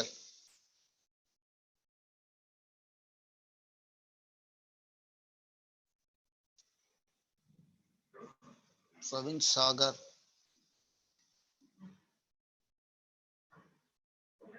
ఓకే, మాట్లాడండి కదా. రైట్. ఒక చిన్న అంశం, ఉదాహరణకు ఇప్పుడు మన తెలంగాణలో ఫ్యామిలీ మెంబర్ సర్టిఫికేట్ అనేది ఉందండి. ఈ ఫ్యామిలీ మెంబర్ సర్టిఫికేట్ యాక్చువల్ గా లీగల్ ఎయిడ్ సర్టిఫికేట్ కూడా అనుకోవచ్చు, ఒక విధంగా కంప్లీట్ కాకపోయినా. ఎంఆర్ ఆఫీస్కి వెళ్తే ఫ్యామిలీ మెంబర్ సర్టిఫికేట్ ఇవ్వాలి, ఇవ్వకూడదని ఎక్కడ జీవో లేదు. కానీ ఆ ఎంఆర్ఓ ఏం చేస్తాడంటే తనకి ఇష్టమైన వాళ్ళకు, తనకు లాబింగ్ చేసుకున్న వాళ్ళకు మాత్రమే ఫ్యామిలీ మెంబర్ సర్టిఫికేట్ ఇస్తాడు. కామన్ మ్యాన్ వెళ్తే కోర్టుకు వెళ్ళి తెచ్చుకో అని చెప్తాడు. అసలు కోర్టులో ఫ్యామిలీ మెంబర్ సర్టిఫికేట్ అనేది ఉండదు. సో ఇట్లా కొన్ని వందల మంది మా దగ్గరకు వస్తుంటారు అన్నట్టు, ఈ సర్టిఫికేట్లు కావాలి. ఇట్లాంటి గవర్నమెంట్ ఈ లెజిస్లేటివ్ బాడీ దాని మీద ఒకటి జియో ఇంప్లిమెంట్ చేయొచ్చు. ఇది తెలిసిన విషయమే, కాకపోతే ఇట్లా ఎన్నో సమస్యలు టెక్నికల్ గా ఎన్నో ఉన్నాయి. ప్రభుత్వాలు కూడా దాన్ని ముందుకు టేకప్ చేసి దాన్ని ఎట్లా సొల్యూషన్ తీసుకురావాలనేది ఎక్కడ కూడా ఆలోచించే పరిస్థితి లేదు. ఒక ఇంజెక్షన్ ఆర్డర్స్ కావచ్చు, ఏదైనా కావచ్చు. పోలీస్ స్టేషన్ పోతే వాడు తెలిసిన వాళ్ళకి పైన ఏమో కేసు చేస్తాడు, తెలియని పోయి కోర్టులో చూసుకుంటాడు. సో ఇట్లా చూసుకున్నప్పుడు మనం జ్యుడిషియరీ సిస్టమ్ కి స్ట్రాంగ్ గా పోయి వాడు ప్రైవేట్ కంప్లైంట్లు ఇచ్చి ఆ కేసులు రిజిస్టర్ అయ్యేలా కూడా పద్ధతి మనకు కరెక్ట్ గా లేదు ఇక్కడ తెలంగాణలో కావచ్చు, ఆంధ్రప్రదేశ్ లో కావచ్చు. మనకు తెలిసిన నాలెడ్జ్ ప్రకారం నేను చెప్తున్నా. సో వీటన్నిటి మీద కూడా మనం కొంత నేను కొన్ని అంశాల పైన ఒక ఎక్సర్సైజ్ లాగా చేసి ఆ లిస్ట్ ఆఫ్ థింగ్స్ నేను రామన్నకి ఇద్దాం అనుకుంటున్నా. రామన్న మన తెలంగాణ జనవేదిక తరఫున అవి గవర్నమెంట్ కి ప్రజెంట్ చేస్తారని నా ఆలోచన, ఆశ కూడా. థ్యాంక్ యూ అండి. థ్యాంక్ యూ ప్రవీణ్ సార్ గారు, థ్యాంక్ యూ. ఇప్పుడు మనోజ్ రెడ్డి గారు మాట్లాడండి. మనోజ్ రెడ్డి గారు.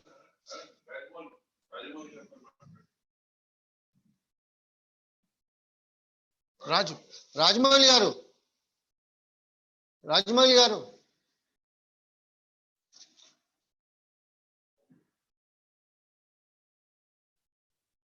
రాజమౌళి గారు.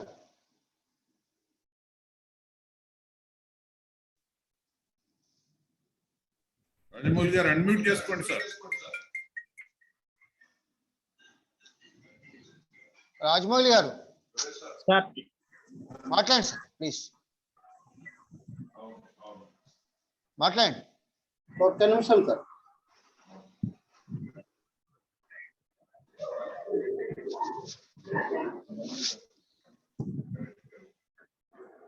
సార్ అందరికీ సాయంకాలం నమస్కారం సార్. వినబడుతుందా సార్? వినబడుతుంది, మాట్లాడండి, మీరు మాట్లాడండి. ఈ రోజు వచ్చిన ప్రధాన వక్తకి నేను ధన్యవాదాలు తెలియజేస్తున్నాను. పాల్గొన్న వాళ్ళందరూ కూడా ధన్యవాదాలు చేస్తున్నాను. మార్క్స్ గారు ఒక మాట చెప్పారు, రాజకీయ వ్యవస్థ మీద ఉపరితలంగా ఉండే అటువంటి వ్యవస్థలు మొత్తం కూడా ఆ వ్యవస్థకు అనుగుణంగా ఉంటాయి తప్ప అది ప్రజలకు అనుకూలంగా ఉండే అనేటువంటి మాట చెప్పారు. ఈరోజు కోర్టులు కానీ శాసనసభలు కానీ ఎవి కూడా ఏ రాజకీయ వ్యవస్థ అయితే నిర్మాణంలో ఉందో, రాజ్యంలో ఉందో దాని ప్రభావితంగా మాత్రమే ఉంటాయనేది మనం మేధావులుగా, తర్వాత న్యాయ నిపుణులుగా ఆలోచించవలసిన అవసరం ఉన్నది. కాబట్టి రాజకీయ రంగాన్ని ప్రక్షాళన చేసుకోకుండా దాని మీద నిర్మితమయ్యేటువంటి ఉపరితల రంగాలైనటువంటి కోర్టులు, జైళ్ళు, న్యాయస్థానాల మీద ఆశలు పెట్టుకోవడం అనేది అత్యాశ అవుతుంది. ఇది మనం గొంగట్లో తింటూ మనం ఏంటంటే వెంట్రుకలు వేసుకున్నట్లుగా ఉంటుంది తప్ప మనము అనుకున్నటువంటి న్యాయము అనేటువంటిది సామాన్య మానవునికి అందదు. ఈరోజు పారిశ్రామికవేత్తలు బ్యాంకుల్లో తీసుకున్నటువంటి కోట్లాది డబ్బును ఎగ్గొట్టడానికి రైట్ ఆఫ్ లా నష్టం వచ్చిందనేటువంటి పేరుతోటి ఇవాళ న్యాయ చట్టాన్ని ఉపయోగించుకొని 6 లక్షల కోట్ల రూపాయలు ఎగ్గొట్టడం అనేటువంటి జరిగింది. కానీ ఒక రైతు ఒక లోన్ తీసుకుంటే ఈరోజు ఏంటంటే ఆత్మహత్య చేసుకోవడము లేకుంటే జైలు పాలు కావడమో జరుగుతున్నదంటే ఈరోజు న్యాయ వ్యవస్థ, తర్వాత మనం కొనసాగుతున్నటువంటి ప్రజాస్వామ్య వ్యవస్థ ఎంత అప్రజాస్వామికంగా ఉన్నదనేది మనకు అర్థమవుతుంది. కాబట్టి మనం కోరుకునేటువంటి ఆకాంక్షలు, న్యాయాలు జరగాలంటే అట్లాంటి రాజకీయ వ్యవస్థ రావాల్సినటువంటి అవసరం ఉన్నదని చెప్పి ఆ రకంగానే మన యొక్క జస్టిస్ గారు మనకు ఆ మేరకు తెలియజేశారన్నటువంటి ఆకాంక్షను, అట్లాంటి వ్యవస్థ నిర్మాణానికి మనమందరం కూడా కృషి చేస్తున్నటువంటి ఆకాంక్షను తెలియజేస్తూ అవకాశం ఇచ్చినందుకు అధ్యక్షులకు, రాము గారికి, అందరికీ ధన్యవాదాలు తెలియజేస్తూ ముగిస్తున్నాను. థ్యాంక్ యూ రాజమౌళి గారు, thank you sir. Umameshwara Reddy గారు, ఉమామేశ్వర రెడ్డి గారు మాట్లాడు.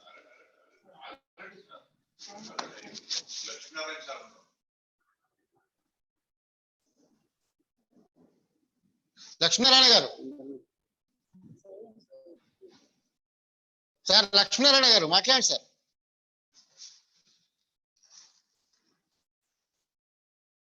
లక్ష్మీనారాయణ గారు,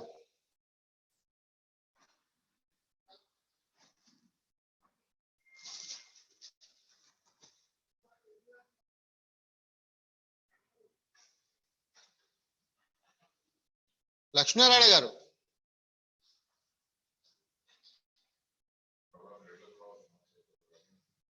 ఎడ్ల ప్రభాకర్ గారు అన్మ్యూట్ చేయండి సార్. అందరు ఇక వాళ్ళు మాట్లాడతారు, చూద్దాం. ప్రభాకర్ గారు, డాక్టర్ ఎడ్ల ప్రభాకర్ గారు.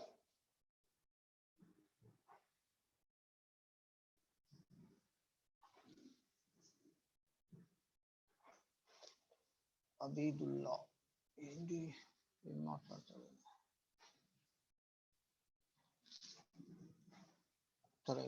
బజార్ రంగారావు, అబీదుల్లా, అబీదుల్లా గారు సార్ మాట్లాడండి సార్. మీరు అబీదుల్లా గారు unmute your self sir. Sir, is it clear? Yeah, sir, please. Sir, voice. Okay, sir. Okay. Hello. Sir, మాట్లాడండి సార్. మీరు వినబడుతుంది. నమస్కారములు సార్, అందరికీ నా నమస్కారం సార్. హలో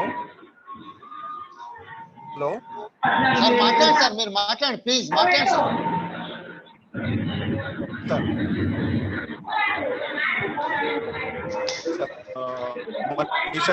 మన దేశానికి స్వతంత్రం వచ్చిన తర్వాత సార్ బ్రిటిష్ వాళ్ళ ఆధీనంలోనే మిగిలిపోయి జస్టిస్ అనేది బ్రిటిష్ వాళ్ళ ఆధీనంలోనే మిగిలిపోయింది సార్. దీనికి కారణం ఏంటంటే కాన్స్టిట్యున్సీ డెవలప్మెంట్స్. భగత్ సింగ్ గారు చనిపోవడానికి కారణం కూడా అదే అనమాట. ఈ ఫాట్ ఫర్ టోటల్ ఇండిపెండెన్స్. దానికి ఎక్స్ప్లెనేషన్ మనకి ఇంతవరకు ఎవరికి లేదు. So we are unable to follow why Bhagat Singh fought for total independence. Total independence, total అన్న పదానికి ఎందుకు ఉపయోగించుకున్నారు భగత్ సింగ్ గారు అన్న పదానికి ఇవాళ కూడా మనకు చాలా మటుకు మెటీరియల్ దొరకలేదు. But anyhow he fought for total independence. ఆ మూమెంట్స్ లో కాంగ్రెస్ గవర్నమెంట్ 1950s లోనే మనకు available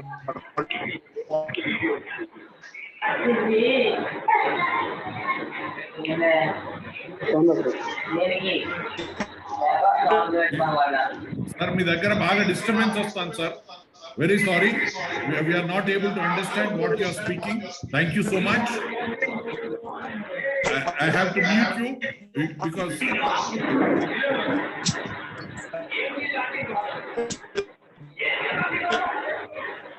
Swati Mishra madam. Swati Mishra madam. Swati Mishra. Am I audible? Yeah, please madam. Yeah. Good evening. Anni mute lo పెట్టండి sir అన్ని. So it's been it was an intriguing presentation that makes you think of lots of issues and aspects that are ongoing here in the country and the faults that we see within our community itself. And since June is celebrated as Pride Month, we see all kind of stories that fit under the new rainbow of post-section 377 India. And whether it's Pride reading list, movies, stories, all worthy topics. But yet the society is non-accepted. They have this non-acceptance attitude or critic attitude towards the culture. So, I would like to put a question open for all, so anyone who can answer to it. So, in the scenario of this non-acceptance and criticism, do we see the judiciary and the law making India a safe space for the LGBTQ+ community?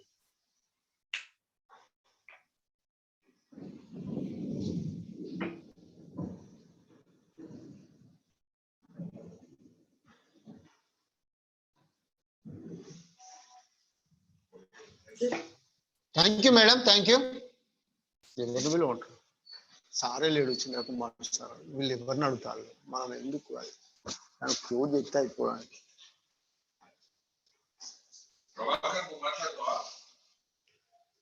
Sir ఒక్క నిమిషం. Telangana జనవేదిక convener sir రాము గారికి మరియు అధ్యక్షుల వారు అక్షర శ్రీనివాస్ గారికి మరియు ఈరోజు keynote speaker justice Chandrakumar sir గారికి మరియు తెలంగాణ జనవేదిక సభ్యులందరికీ నా ఈ సాయంకాల సమయంలో శుభాభివందనాలు తెలుపుకుంటున్నాను. ఈరోజు తీసుకున్నటువంటి టాపిక్ న్యాయ వ్యవస్థ ఈరోజు తీర్చెన్నుడు అనే టాపిక్ చాలా మంచి టాపిక్ తీసుకున్నారు ఈరోజు సార్. చాలా సంతోషం సార్.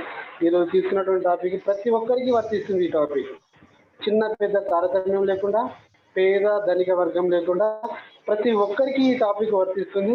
కాకపోతే సార్ చెప్పినటువంటి నుండి మీరు చాలా ఆశించినాం చంద్రకుమార్ సార్ దగ్గర నుండి, కానీ చాలా తక్కువ టైం ఎంతో నోట్స్ ప్రిపేర్ చేసుకుందాము, ఎంతో నేర్చుకుందాం అనుకున్నాము. వాల్యుబుల్ ఇన్ఫర్మేషన్ ఇచ్చారు సార్ మాకు, చాలా వాల్యుబుల్ ఇన్ఫర్మేషన్. మళ్ళీ పోతే మర్చిపోయాను, మా కందగట్ల సుధాకర్ సార్ గారు ప్రొఫెసర్ కందగట్ల సుధాకర్ సార్ కూడా చాలా మంచి వాల్యుబుల్ ఇన్ఫర్మేషన్ ఇచ్చారు. చాలా సంతోషం. కాకపోతే న్యాయ వ్యవస్థ ఉంది కాబట్టి ఇంత మాత్రంగా మనం జీవించగలుగుతున్నాం, ఇంత మాత్రంగా స్వేచ్ఛగా ఉండగలుగుతున్నాం. న్యాయ వ్యవస్థ పట్ల చాలా మంది అసంతృప్తితో ఉన్నారు. కానీ న్యాయ వ్యవస్థ కనుక ఒకవేళ కనుక లేకుంటే ఇంత మాత్రం కూడా మనకు తిరిగే అటువంటి ఇంత మాత్రం కూడా మనం బ్రతికే అటువంటి ఇది ఉండకపోవచ్చు అని నా నమ్మకము. న్యాయ వ్యవస్థ చాలానే బాగానే పనిచేస్తుంది.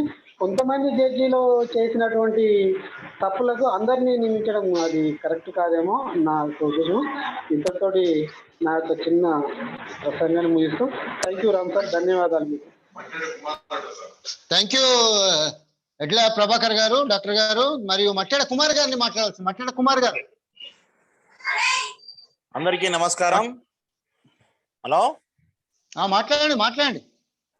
మా తెలంగాణ జనవేదిక కన్వీనర్ రామ్ సార్ గారికి, అధ్యక్షులు ఆకుతూరి గారికి మరియు జనవేదిక పరిచయం చేసిన మా ఉదయభానరావు గారికి ఈరోజు మంచి టాపిక్ తీసుకున్న న్యాయ వ్యవస్థ గురించి సంబంధించి చంద్రకుమార్ గారు జస్టిస్ గారు చాలా విషయాలు చెప్పారు. అలాగే ప్రజాస్వామ్యంలో ఈ న్యాయ వ్యవస్థ ఇంపార్టెంట్ మరియు ప్రజాస్వామ్యంలో ఇంకా ప్రజాపోవడం అందరూ కలిసి చేస్తేనే బాగుంటుందని చెప్పారు. అలాగే అంజనరావు గారు కూడా యూనివర్సిటీ కొన్ని యూనివర్సిటీ విషయాలు కూడా బాగా ఎక్స్ప్లెయిన్ చేశారు.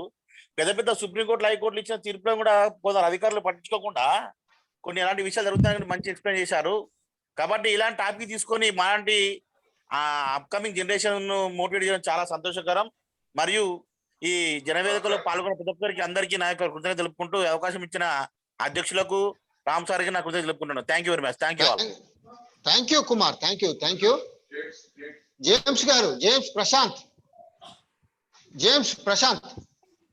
Good evening to all members of Telangana Janavedika. Thank you, Professor Srinivas Garu. Thank you, Mr. Ramu Garu.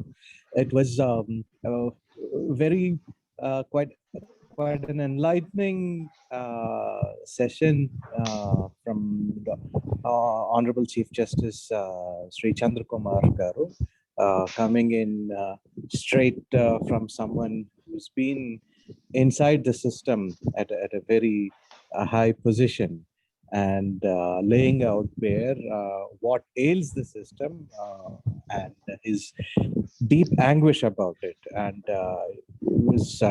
I'm very thankful for that he was able to explain what's going on, what's been ailing, and what could be the recourse for it. I had a question, but I'm not sure if, but since he's not there, maybe if Professor Sudhakar, if he's there, maybe he could answer. No, sir, he's another meeting. He is calling. He's okay. He's not there. Another meeting, sir, please. Okay, but anyways, I'll just I will just tell my question so that if there is anybody who's from the law background, they could explain it. I just wanted to know. James, you pose your question, please. Okay. I just wanted to know, like, because as as the justice was telling us, if that we have very few courts in our country, and the cases have piled up in the thousands. What would be the amount of courts that we would need per district or per state to have that there is a speedy justice that could happen? Because we can see that the cases going on for years, sometimes decades going on. And my second thing is like, what are the countries in democratic countries where the judicial process is very fast, where they're able to take some very major issues, they're able to take very quick decisions. For example, in the US, judgments are coming out within 6 months, 7 months. Some judgments are coming out. Some of the cases which we have seen in the news, and within the span of 1 year, we have seen that judgments have been issued. So I was like, why? What could enhance that kind of speediness within our judicial system? If there is anybody who could answer this, or maybe I'm just, these are my thoughts. Thank you. Thank you, James. I will send your questions to Justice Chandra Kumar. He will try. He will try to answer mail or WhatsApp. Okay. Thank you so much. Thank you, James. Thank you, sir.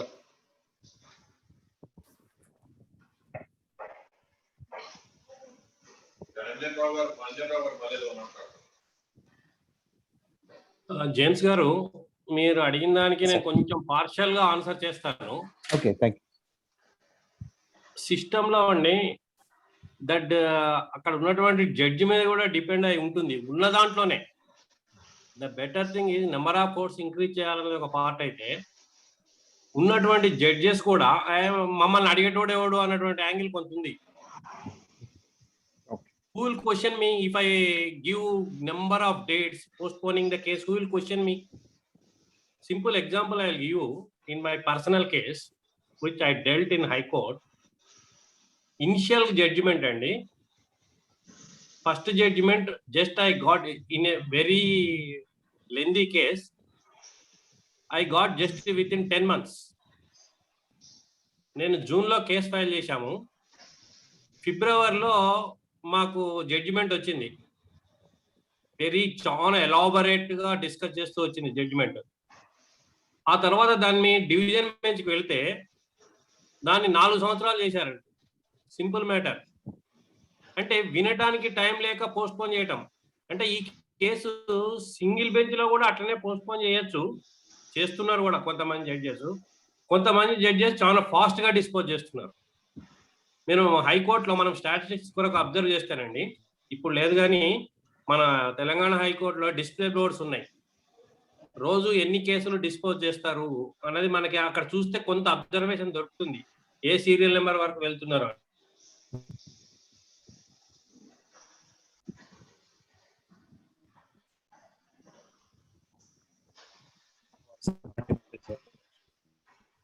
Anjan Rao గారు, మీ voice cut అయింది sir. Anjan Rao గారు, మీరు మ్యూట్లోకి వెళ్ళిపోయారు. అంజన్రావు గారు,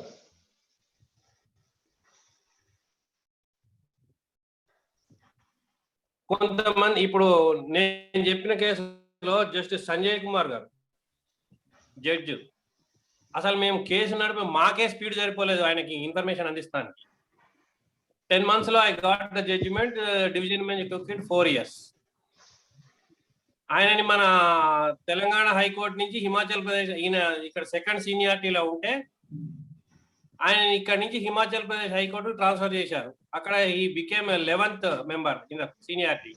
దాని మీద మన తెలంగాణ హైకోర్టులో లాయర్స్ కూడా ఎజిటేషన్ చేశారు.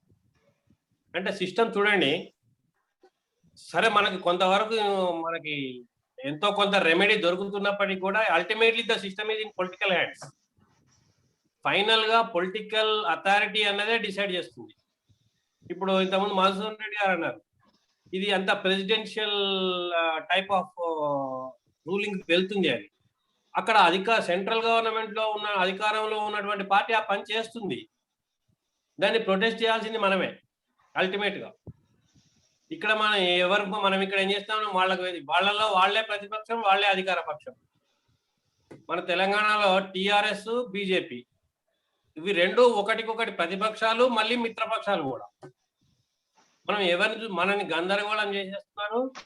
మనకు ఒక క్లియర్ డైరెక్షన్ లేక మనం ఆ లూప్ లో పడి కొట్టుకుంటున్నాం అల్టిమేట్ రిజల్ట్ కొరకు చూసినాం. Okay, it is my observation. I think it is not a final answer. Thank you doctor Anjan Rao garu. Thank you sir. Thank you sir doctor Anjan Rao garu. Quite substantive. Thank you, Mr. Anjan.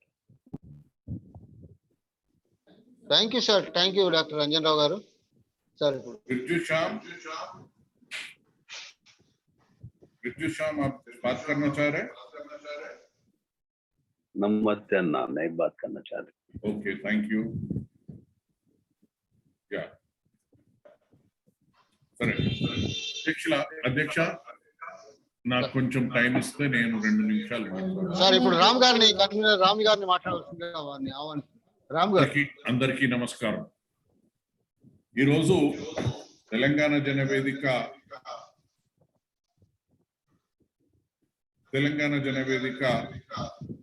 మన తెలంగాణ జనవేదిక సుదీర్ఘ ప్రయాణంలో ఇదొక ముఖ్యమైన ఘట్టంగా నేను భావిస్తున్నాను. ఈరోజు జస్టిస్ చంద్రకుమార్ గారు వారు ఒక జస్టిసే కాకుండా ఒక సామాజికవేత్తగా వారు ప్రసంగం పూర్తిగా ప్రజల పక్షం నడిచిందని మీ అందరికీ తెలిసిన విషయం. కానీ వారు ఇక్కడ 2 విషయాలు ప్రస్తావించారు.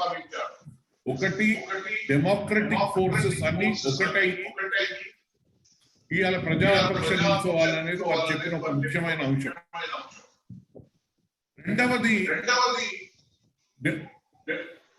ఉచిత విద్య, ఉచిత వైద్యము అనేది వారు ప్రస్తావించారు. తెలంగాణ జనవేదిక మీ అందరికీ తెలిసిన విషయమే.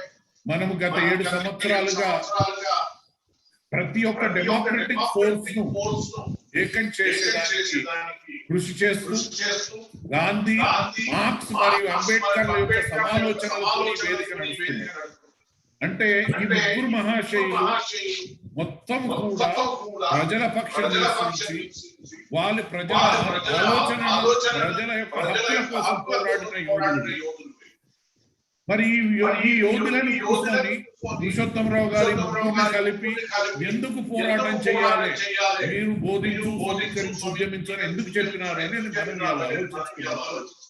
ఈరోజు న్యాయ వ్యవస్థ మొత్తము కుప్పకూలిపోయి అసలు మొత్తము రాజకీయ నాయకుల చేతిలోకి న్యాయ వ్యవస్థ పోయినప్పుడు ఒక పేద వ్యక్తి ఆయన భూమి కబ్జా వేసుకొని కోర్టుకు పోయి 10-12 సంవత్సరాలు తిరుగుతున్న వైనం మనం చూస్తున్నాం.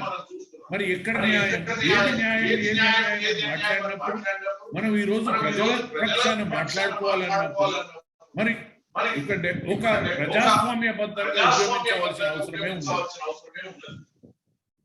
మరి ముఖ్యంగా 2014 తర్వాత ఈ మన రాజ్యాంగం యొక్క ఎంతో కష్టపడి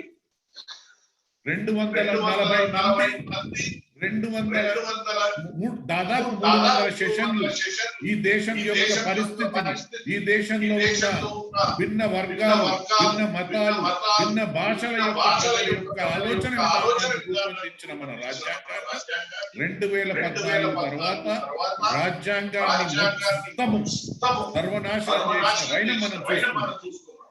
అసలు ఇవాళ రాజ్యాంగానికి విలువ లేకుండా చేస్తున్నాం. మొత్తము ముఖ్యంగా 8వ నవంబర్ 2016 నాడు 8 గంటలకు ఇది ఏ రద్దీ అని ఒక నమ్మకంతో ప్రజలకు కూడబెట్టిన డబ్బులు కూడా ఆ డబ్బు పనికిరాదని చెప్పిన వైనం ఆ రోజే రాజ్యాంగం పూర్తిగా చచ్చిపోయింది అని మనం గమనించాల్సిన అవసరం.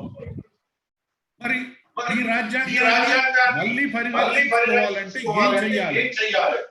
దానికోసము మనము ఎలాంటి పోరాటాలు చేయాలి, ఆ పోరాటాల కార్యాచరణ ఎవరు, ఆ కార్యాచరణ ఎలా చేయాలి.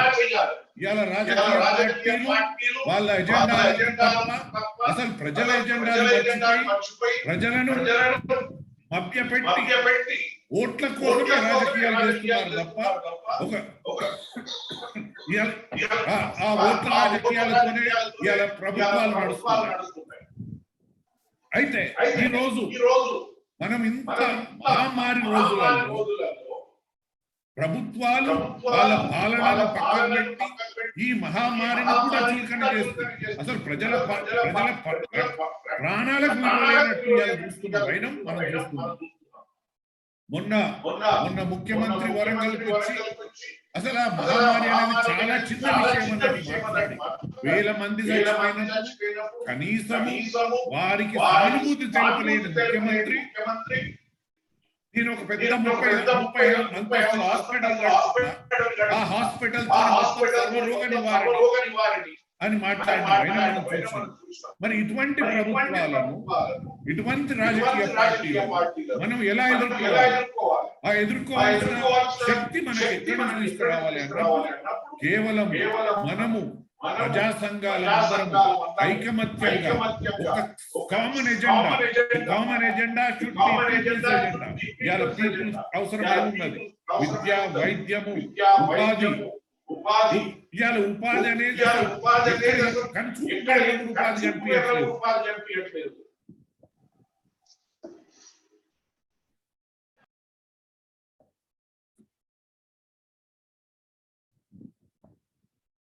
కనుచూపుల మేర కూడా ఈ రోజు మనకు ఉపాధి కనిపించట్లేదు. ముఖ్యంగా బానిస బతుకులైన కాంట్రాక్చువల్ ఎంప్లాయ్మెంట్ అనేది ఒక బానిస బతుకైన పరిస్థితి చూస్తున్నాం మనం.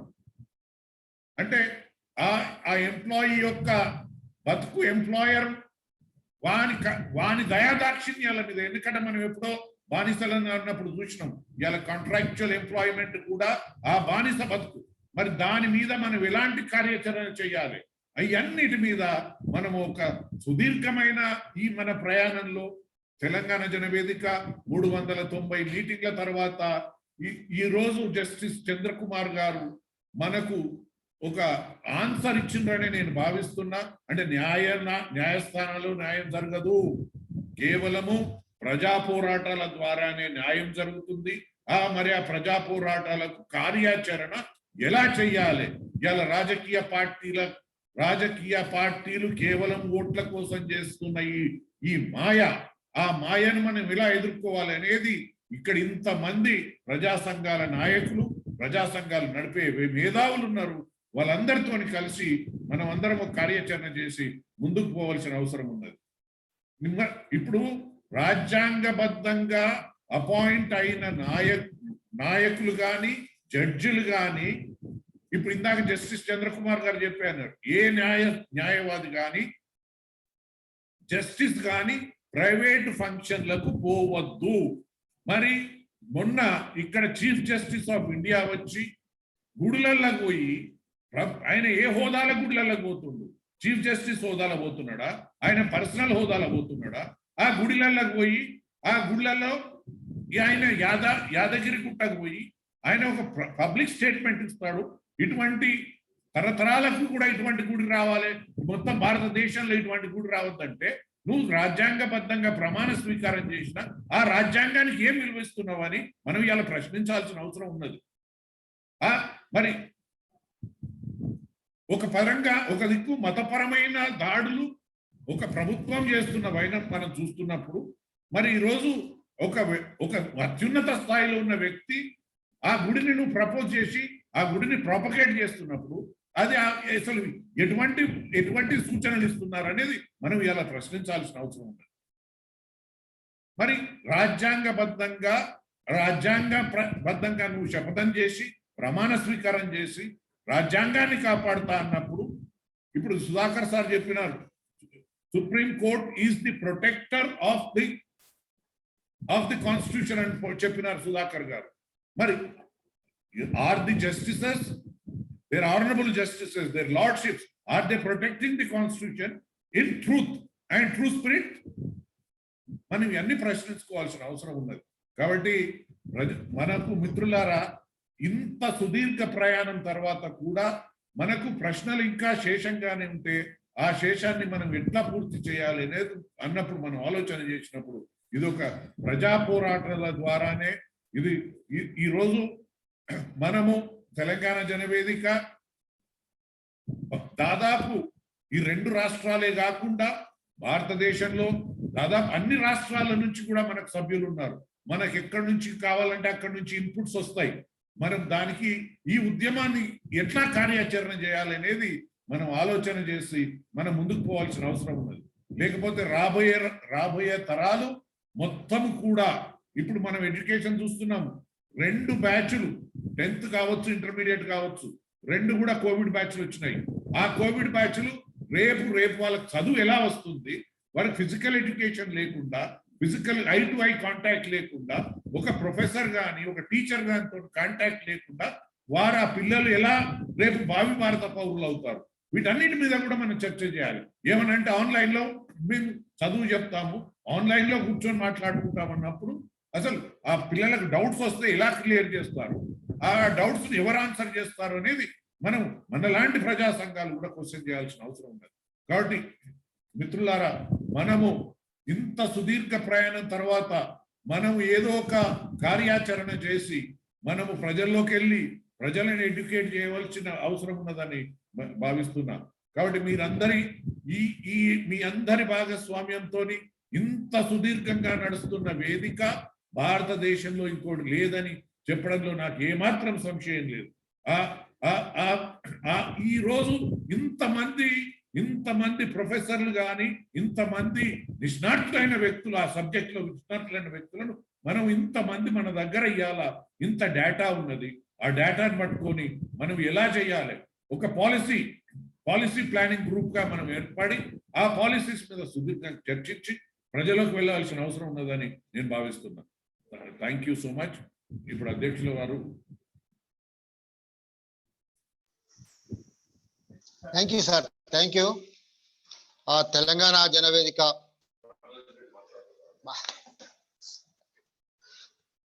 జనవేదిక జూమ్ ఆన్లైన్ మీటింగ్ వచ్చేసి కీలకోపన్యాసం ఇచ్చినటువంటి డాక్టర్ జస్టిస్ చంద్రకుమార్ గారికి మా తెలంగాణ జనవేదిక తరఫున ప్రత్యేకమైనటువంటి అభినందనలు సార్. అదేవిధంగా ఈనాటి కార్యక్రమంలో పాల్గొన్నటువంటి వేదిక సభ్యులు, మిత్రులు, పెద్దలు, ప్రధానంగా ప్రొఫెసర్ సుధాకర్ గారు, డాక్టర్ ఏ మస్వన్ రెడ్డి గారు, గడ్డం రమేష్ గారు, హరిభూషణ్ గారు, మహేశ్వర్ రెడ్డి గారు, మనోజ్ రెడ్డి గారు, ఉమామహేశ్వర్ రెడ్డి గారు, ప్రొఫెసర్ సంజీవ్ రెడ్డి గారు, పెళ్లి అశోక్ బాబు గారు, జీవన్ కుమార్ గారు, డాక్టర్ అంజన్ రావు గారు, అఖ్తర్ హుసేన్ గారు, ప్రవీణ్ సాగర్, రాజమౌళి, అబీదుల్లా గారు, తర్వాత స్వాతి మిశ్రా అండ్ జేమ్స్ ప్రశాంత్, మట్టెడ కుమార్, ఎడ్ల ప్రభాకర్, జేమ్స్ ప్రశాంత్ గారు, అంజన్ రావు గారు, బిర్జు శ్యామ్ గారు, అందరికీ తెలంగాణ జనవేదిక తరఫున ప్రత్యేకమైనటువంటి ధన్యవాదాలు తెలుసుకో. ఈనాటి ఈ కార్యక్రమం ఇంతటితో ముగిస్తున్నాం. వచ్చే ఆదివారము మరొక అంశంతో కలుసుకుంటామని తెలియజేస్తూ అందరికీ మరొక్కసారి నమస్కారాలు, ధన్యవాదాలు తెలియజేసుకుంటూ సెలవు తీసుకుంటున్నాం. Thank you sir, thank you one and all.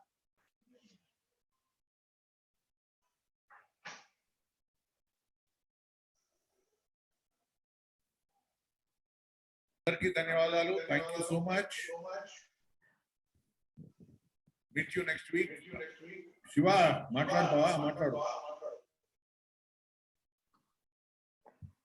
అన్నా. నమస్తే. నమస్తే Shiva, how are you doing? Good అన్నా, ఫైన్ అన్నా.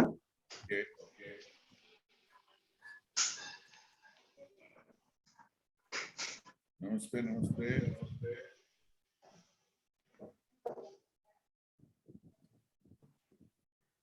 అందరికీ ధన్యవాదాలు.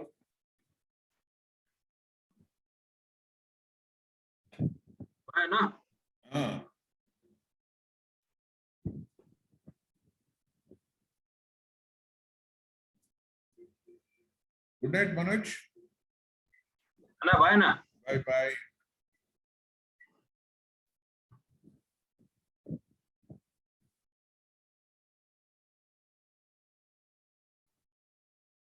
आपका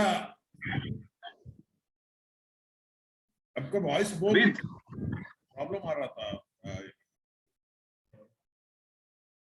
अभी मियां आपसे ही कामन्ना बात कर रही थी आपसे।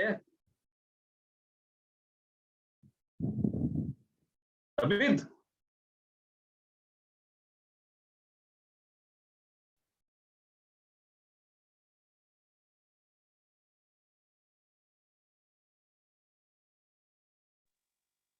हेलो हेलो बोलिए आपका हेलो बोलिए बोलिए। అది బయట వర్షం బాగా వస్తుంది అనమాట. అది సమ్ ఎర్రర్ ఉంటుంది. అదే రామన్ గారు నమస్కారం అండి. హలో వాయిస్ వినపడుతుందా? వినపడుతుందా? ఏదో చెయ్యాలండి మనము.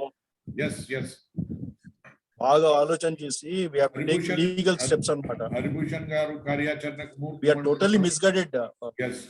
మనము సార్ చంద్రరావు గారు ఏదో మాట్లాడతారట. సార్ మనోజ్ కుమార్ గారు, హలో రామ్ గారు, మనోజ్ భాయ్, మనోజ్ గారు, రామ్ గారు, ఇప్పుడు ఒక లింక్ పంపా చూడండి మీకు వాట్సాప్ లో. Justice Nagamohan Das supreme court retired judge మాట్లాడుతున్నారు. ఈ టెర్రర్ లాస్ అన్ని ఎట్లా వచ్చినాయి, ఏం చేస్తున్నారు దేశంలో అన్నదంటే మాట్లాడుతున్నారు. ఇప్పుడే స్టార్ట్ అయింది, జస్ట్ స్టార్ట్ అయ్యింది. ఇది అయిపోయినాక యూ కెన్ జాయిన్. మన మీద అబీదుల్లా గారు మీరు కూడా చూడండి. పంపించండి సార్, చూస్తాను. అదే రాము గారు, నాకు మీ నెంబర్ లేదు, రాము గారు పంపిస్తారు. చాట్ లో పెట్టినారు చూడండి. చాట్ లో పెట్టాను. జేమ్స్ గారు లైన్ లో ఉన్నాను. లైన్ లో ఉన్నారా? జేమ్స్ వెళ్ళిపోయినాడు.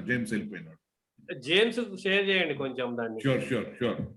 ఆయన నెంబర్ నా దగ్గర లేదు. ఇంట్రెస్టెడ్ పంపిస్తాను. ఓకే.